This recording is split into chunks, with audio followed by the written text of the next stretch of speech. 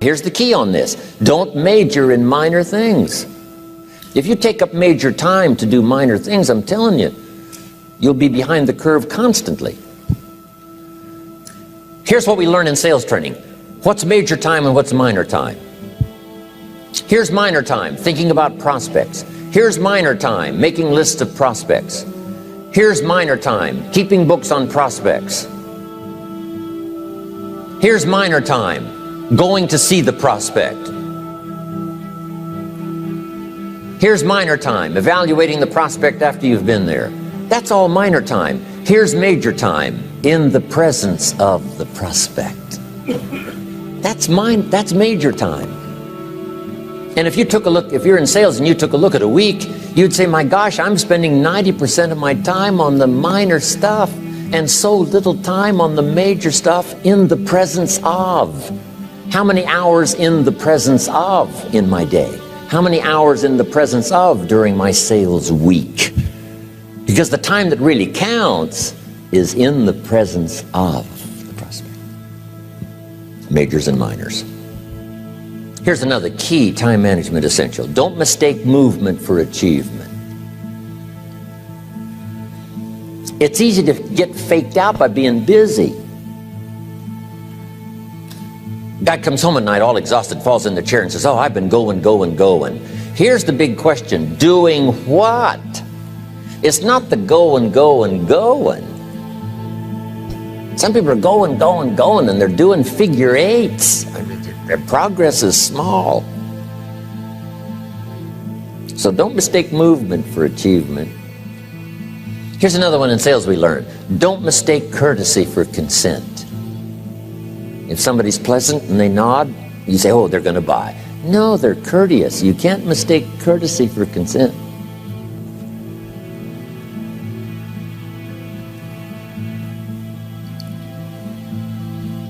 Now here's a big one, concentration. I had to learn this. All those years ago, I'm in the shower trying to compose a letter. Found it turns out to be a strange letter. So here's what I learned to do. Save the work till you get to the office. Save the work till you get to the work. Don't try to get to the office on the way to work.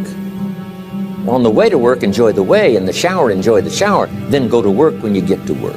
I found this to be helpful. Concentration.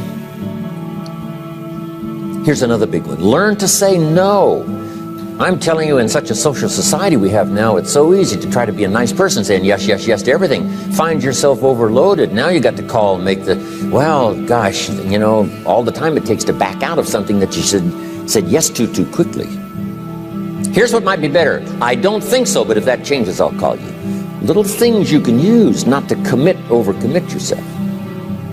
My friend Ron Reynolds says, don't let your mouth overload your back. It's a good one. Now here's a big one on time management. When you work, when you play, don't mix the two.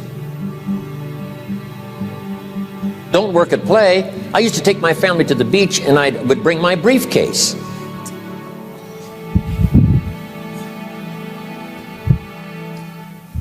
I learned not to do that. Or at the beach, I'm saying I should be at the office. Now my family's upset. Because I'm at the beach and I'm thinking office. Now when I'm at the office, I'm thinking what? I got to get my family to the beach.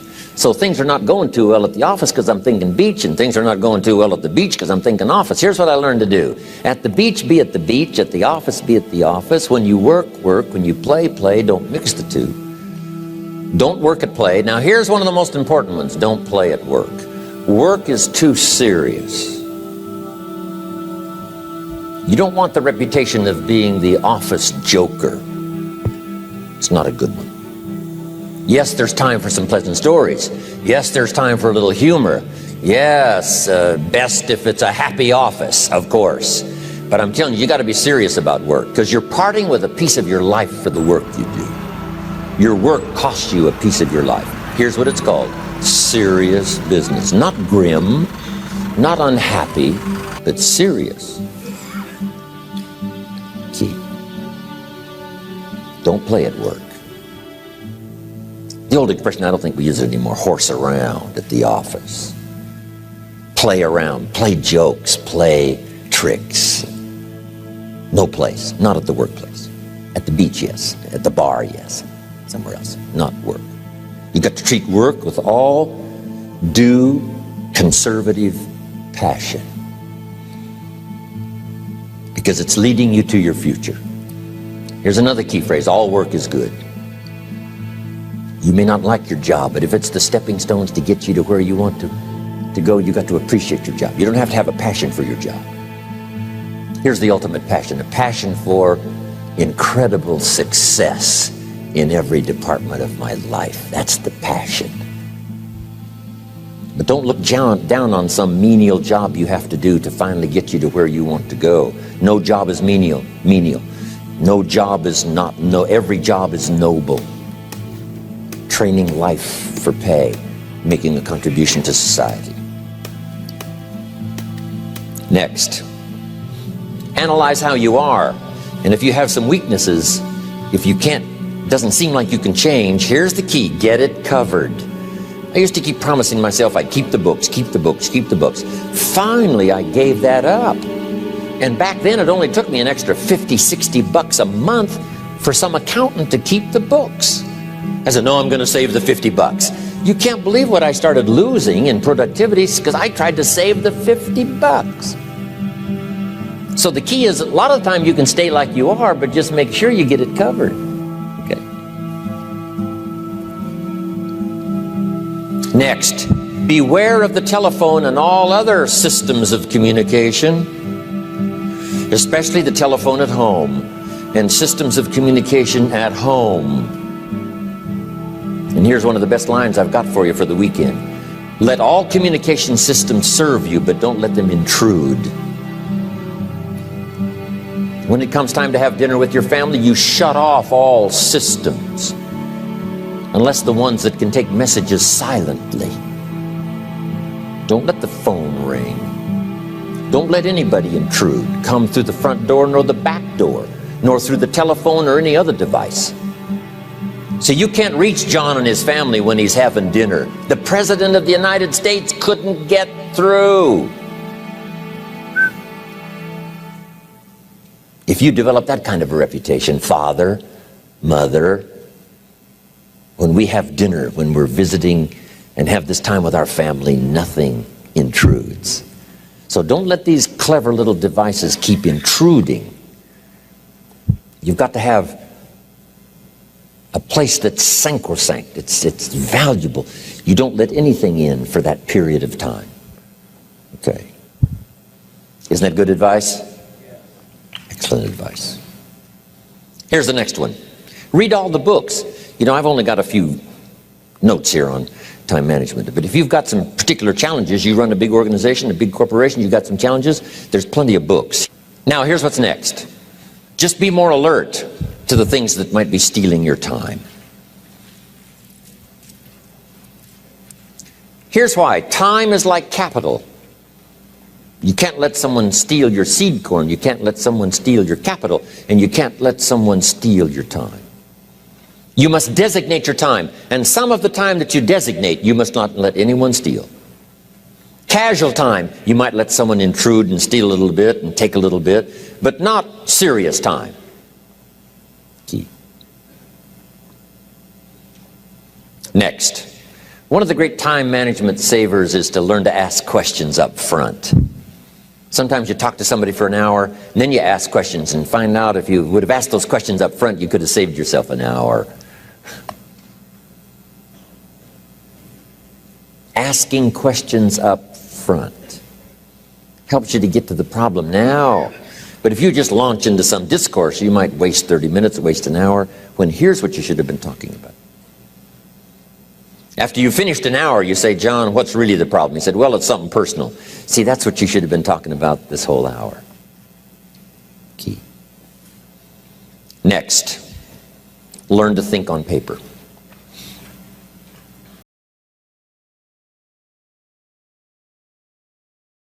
Some ways to think on paper. One, we've covered one. Solving problems. Take it out of your head and put it on paper. Another one is setting goals. Making these lists we've already started. Here's another good way to think on paper. It's a projects book. Each person you're working with and each project you're working on, get a loose leaf binder and a tab and some pieces of paper behind the tab, and do a little continual summary of how it's going between you and that person and between you and that project. I call it a projects book. It is so useful to me. But what's going on between you and this person? When you last got together, what did you talk about? And you got a few notes there. Here's what we talked about the last time we got together. Now when you get together again, you can review that so you'll know better what to talk about. When the president gets ready to travel and he's going to meet some important people, guess what they bring him? All these briefing books. Right? The last time you were with Khrushchev, Kennedy is informed. Here's what he said and here's what you said. Kennedy said, oh, that's valuable. I need to remember that. If a person is important, it's worth a little running account. You might even have a projects book for your children. Here's what's happening between me and my child. We've talked about this, and we've talked about this, and we've talked about this. Next, a day timer.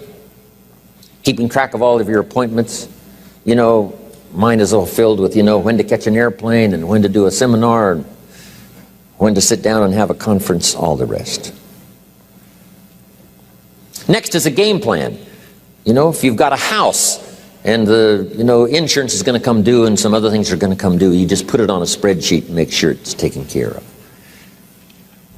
Key phrase, take things out of your head and put them on paper. And the key is to just experiment with different ways that helps you to do that.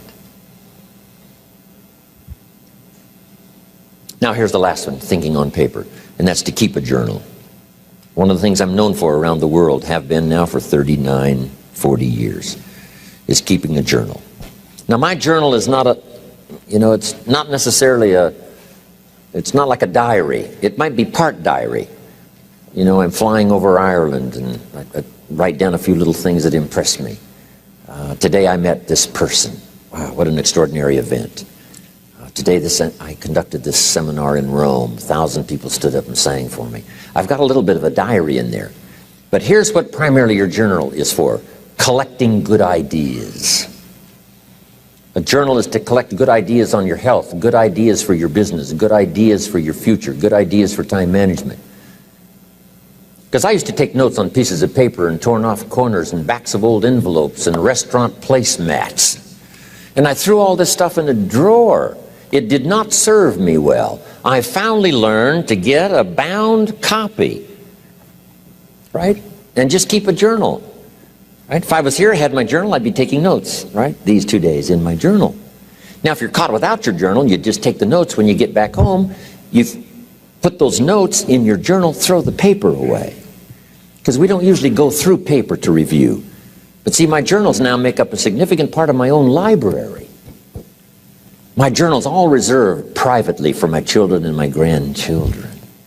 Can you imagine what I've collected over the years? It's unbelievable. There are 3 treasures to leave behind. I think you've already got those notes, right? Here they are. Number 1, your pictures. Don't leave the event unrecorded. It takes only a fraction of a second to say, here's who I was with.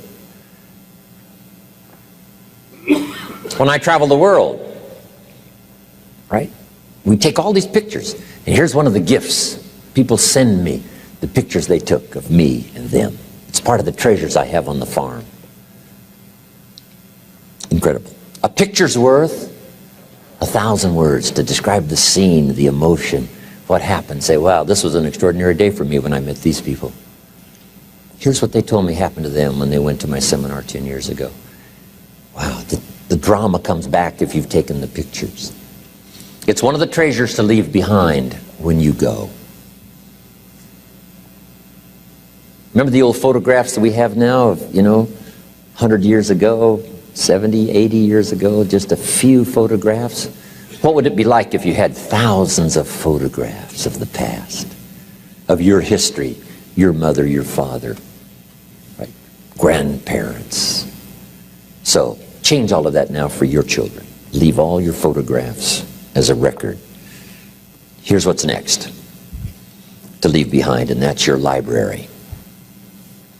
The books that changed your life, the books that changed your health, the books that rescued you from oblivion, the books that you passed on to other people, they were so exciting for you, the books that made you financially independent, the books that developed your leadership, the books that gave you wisdom to ponder when things were tough, the books that got you through the winter, the books that helped you to plant in the spring and harvest in the fall. What a treasure to leave behind. If you do that, here's what's for sure. Your books will be more valuable than your furniture.